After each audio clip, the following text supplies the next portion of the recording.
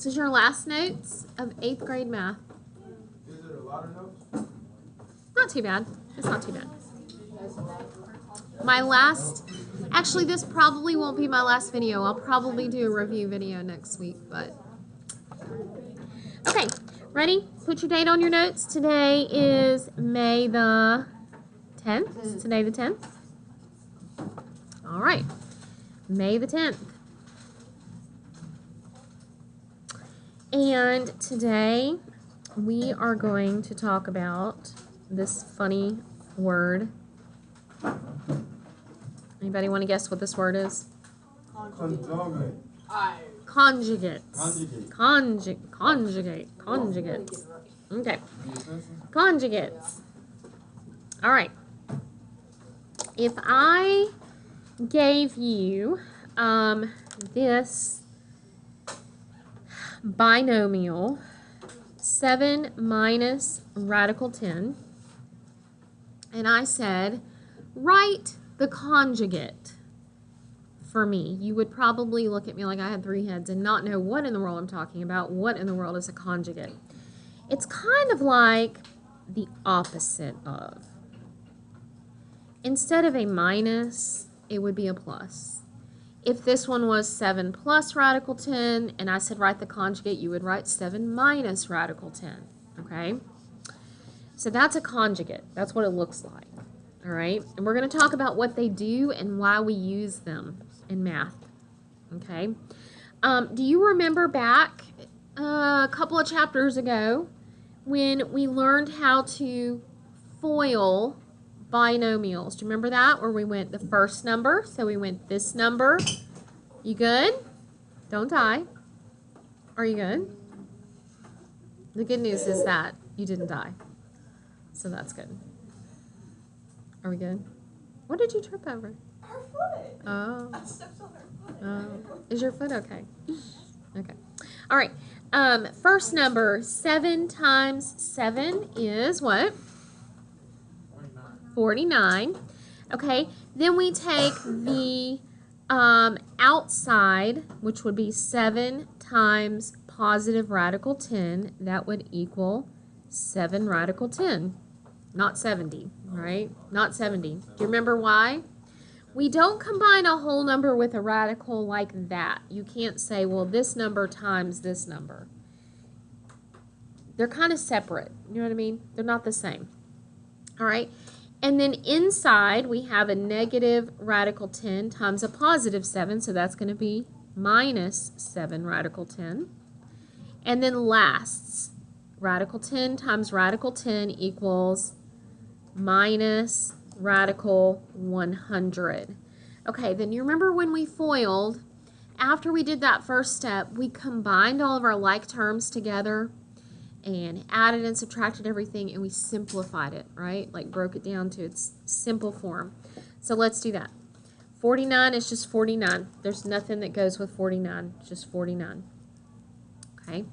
I have a positive 7 radical 10 minus 7 radical 10. They kind of cancel each other out. It would be like having a plus 7 minus 7. What is plus 7 minus 7? 0. So this minus this is going to equal 0. These just cancel each other out. And then minus radical 100. Well, what is the square root of negative 100? Negative 10, right? Okay, what is 49 minus 10? 39. And that's the answer. Okay, so look at this. When we multiplied all these numbers, we distributed, we FOILed, we came out with a positive whole number, 39. What did we accomplish? What did that accomplish? Nothing? What did I get rid of? I got rid of my radicals. A square root. It's a fancy word for square root. So I just have like one question. Mm-hmm. So like, would you ever use this in like real life? Maybe.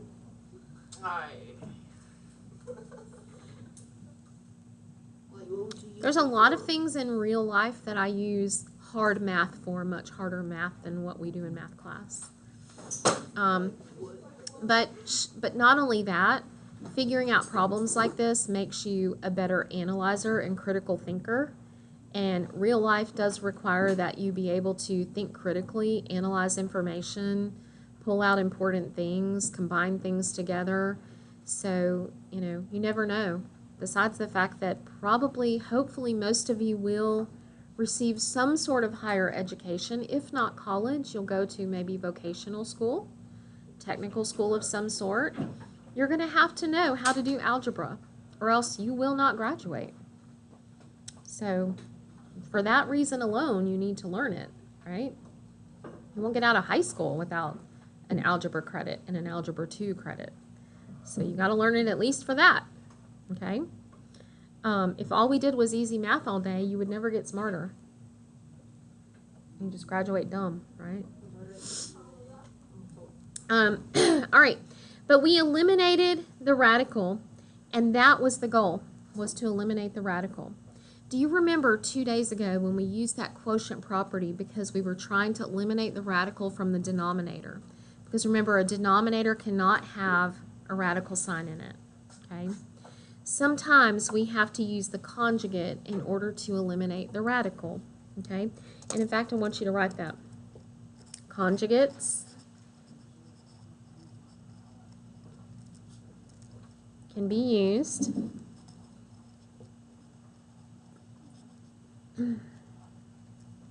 to get rid of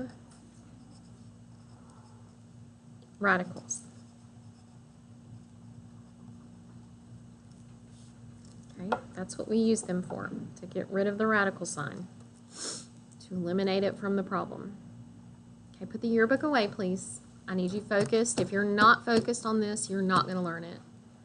This is one of those things that if you're not truly locked in, you're not going to get it. All right, ready? Example number 1. I'm going to show you how to apply this to an actual problem. Write this problem down.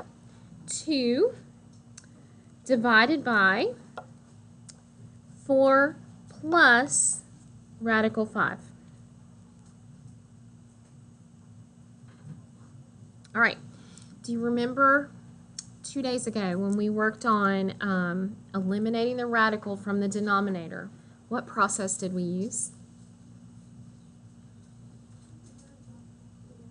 Multiplied the top and the bottom times that radical, right? That eliminated the radical. Okay. The reason I cannot just do that on this problem is because I also have a 4 plus the radical sign. So this is now a binomial down here on the denominator. So I can't just multiply this times radical 5. I could show you, it would take write it over on the board and show you what would happen if we did that. It would be a mess and it wouldn't work, okay? But trust me when I say it doesn't work. So we have to actually, the only way to get rid of the radical sign down here is to use the conjugate. So instead of 4 plus radical 5, I'm going to use 4 minus radical 5. That's how I'm going to get rid of this radical sign on the denominator. And just like I told you 2 days ago, when you do something to the bottom, what do we do to the top? The same exact thing. So I'm going to multiply this top times 4 minus radical 5. Okay? When we multiply things that have parentheses like this, what do we use? What's that D word? Distribute, right? So we're going to do the same thing up here. I'm going to distribute. I'm going to multiply the 2 times the 4. And then I'm going to multiply the 2 times the negative radical 5. I'm going to distribute, okay? So here we go. What's 2 times positive 4? 8. And what is 2 times negative radical 5? This is not a trick question. It actually equals minus 2 radical 5. That's really what it equals. You don't multiply the two numbers together and go, it equals radical 10. It's not the same. It's kind of like when you multiply a 2 times an x. What does that equal? 2x, right? You just put them together. It's the same thing. Okay. Now down here on the bottom, This is going to work the same way it did up here when I FOILed the conjugate. Okay, I'm going to take the first number. I'm going to take the 4's. What is 4 times 4? 16. Okay, now remember this. This is always going to be a minus sign. Always. No matter what the problems are, it's always going to be a minus sign. Why is that? Because a positive times a negative is a negative. Okay, it's always going to turn out to be negative. All right, now take your radical 5 times your radical 5. What is radical 5 times radical 5? What would that equal? Radical 25. And what does radical 25 equal? What's the square root of 25? Equals the whole number 5, doesn't it? Okay, so it's actually 16 minus 5. Okay, now let's simplify. It's like reducing the fraction.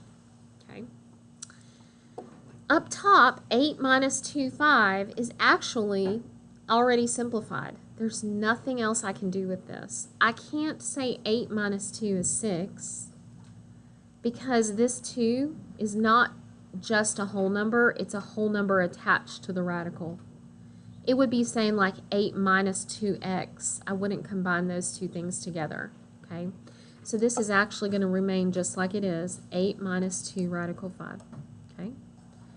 Down below, I can do some simplifying. What is 16 minus 5? What's 16 minus 5?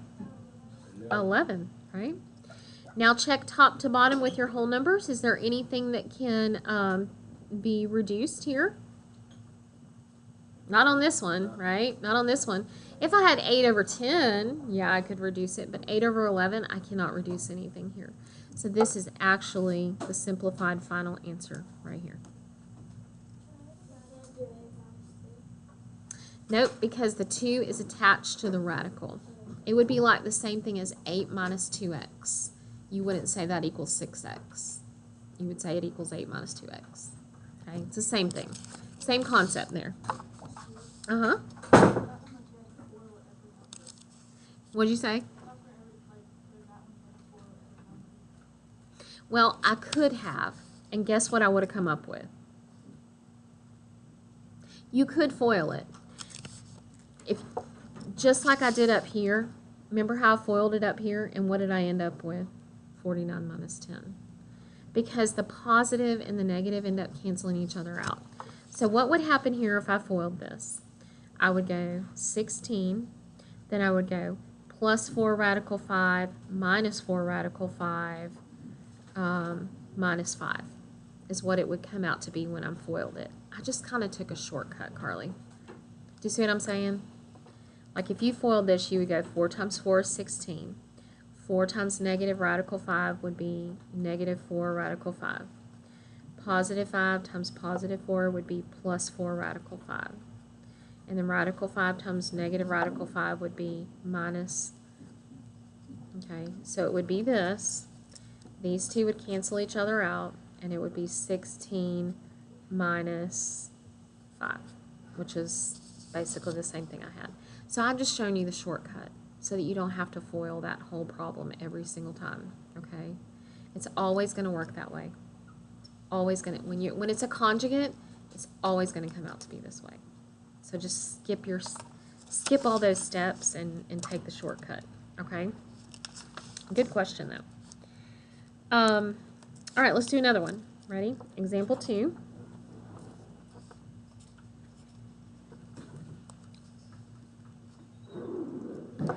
All right, we have 7 up top.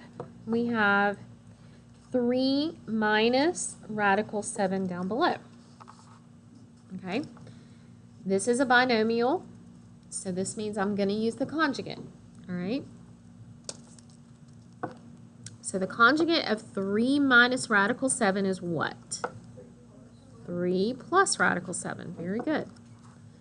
And what we do to the bottom, we must also do to the top. So multiply the top times 3 radical 7. Okay. All right. Let's distribute. Multiply that 7 times everything up top. What is 7 times 3? 21. And what is 7 times radical 7? Plus 7 radical 7, that's right. Okay. Now let's do the same thing down below. Now Carly, this is where I would say don't FOIL it because it's going to be a waste of time. What's it going to equal down below? Well, what's 3 times 3? 3 times 3 is 9. Okay. And then negative radical 7 times positive radical 7 would be negative, I can't talk, right? Negative radical 49, which equals negative 7. So it's 9 minus 7. Okay. All right, now simplify and reduce if necessary. Up top, nothing is going to reduce, is it? Remember, I cannot combine 21 plus 7 separate. What's 9 minus 7? 2. Can anything up here can this whole number be divided by 2? No. So this is the answer. I know it's not what you're used to as far as what a fraction or a division problem looks like, but that is the simplified final answer. Okay. All right, let me see if you're really paying attention. Tell me how to solve this one. I'm going to try to trick you.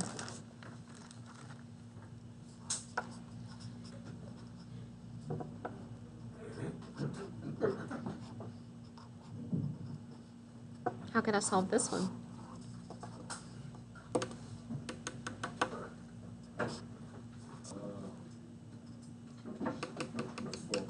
How do I get rid of the radical sign down below?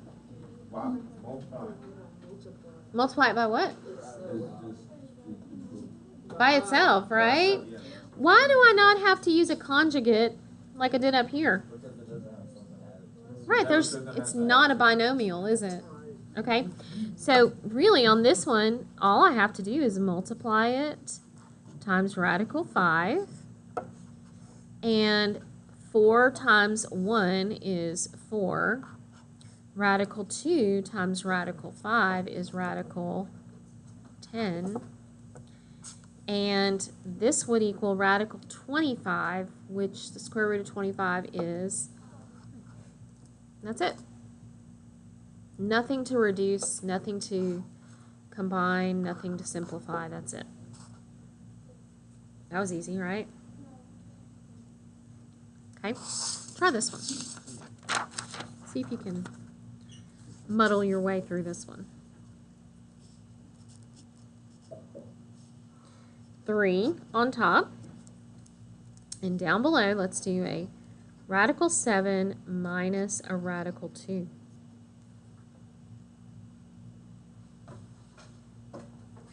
Don't be confused by 2 radical signs. Do it just like you did the others.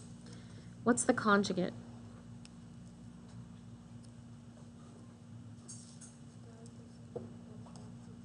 Yep, that's right. It'll look just like that, isn't it? Do the same thing up top. Radical 7 plus radical 2. Okay?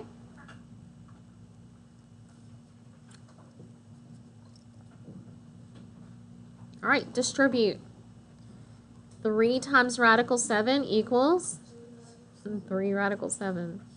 3 times radical 2 equals 3 radical 2. Now this is the fun part.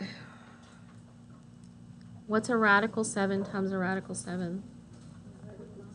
Radical 49, which equals 7. It's always going to be a minus sign. What is radical 2 times radical 2? What does radical 4 equal?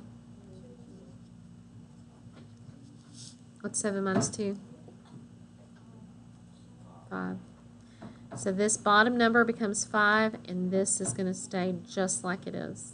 You don't combine anything together. It just stays just like it is. That's the final answer.